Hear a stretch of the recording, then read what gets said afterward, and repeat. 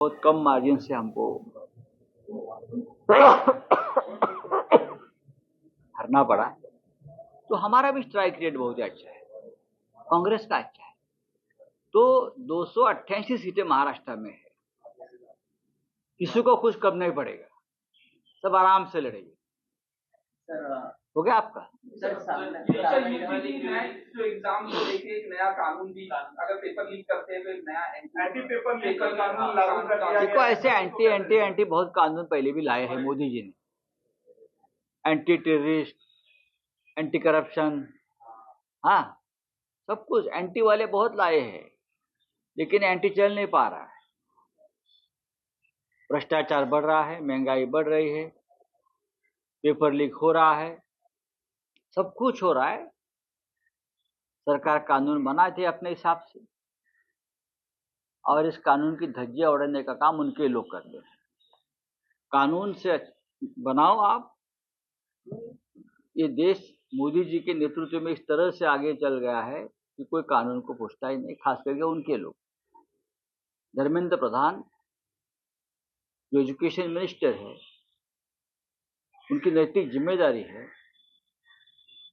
जो paper leak का घोटाला हुआ है, नैतिक जिम्मेदारी है कि आप पद से इस्तीफा दीजिए। बोला बिहारमध्ये जसं आरक्षण होतं तसं महाराष्ट्रामध्ये त्याचा काय परिणाम होणार? बघा, ह्याच्यावरती आता अभ्यास सुरू आहे। बिहारमध्ये वाढीव आरक्षण जे होतं ते वाढीव आरक्षण कोर्टाने मान्य केलं नाही, 50% वर। आणि महाराष्ट्रामध्ये आरक्षणावरून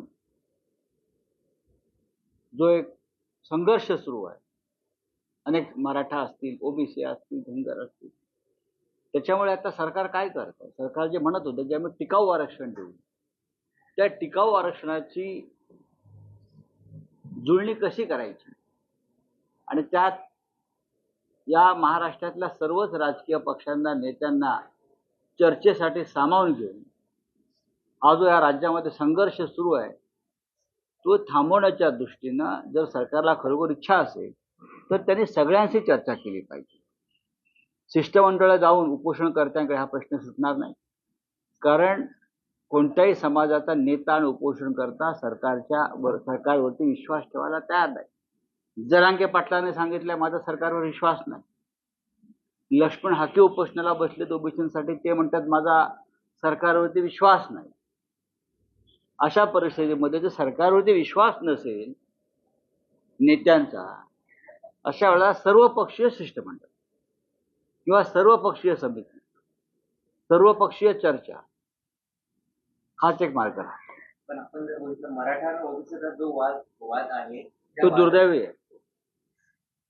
कोणाच्याही ताटातलं काढून कोणालाही देऊ नये ही शिवसेनेची भूमिका।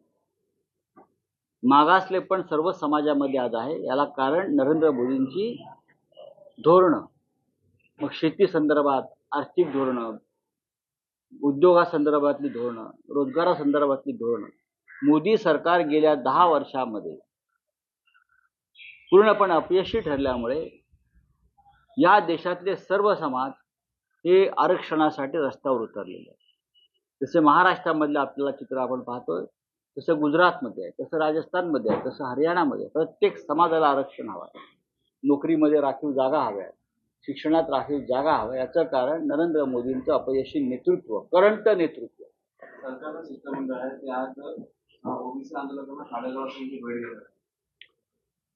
माझ्या माहितीप्रमाणे मनोज जरांगे पाटील यांची जी भूमिका होती की सरकारवरती माझा विश्वास नाही, तीच भूमिका ओबीसी नेत्यांची दिसते आहे मला।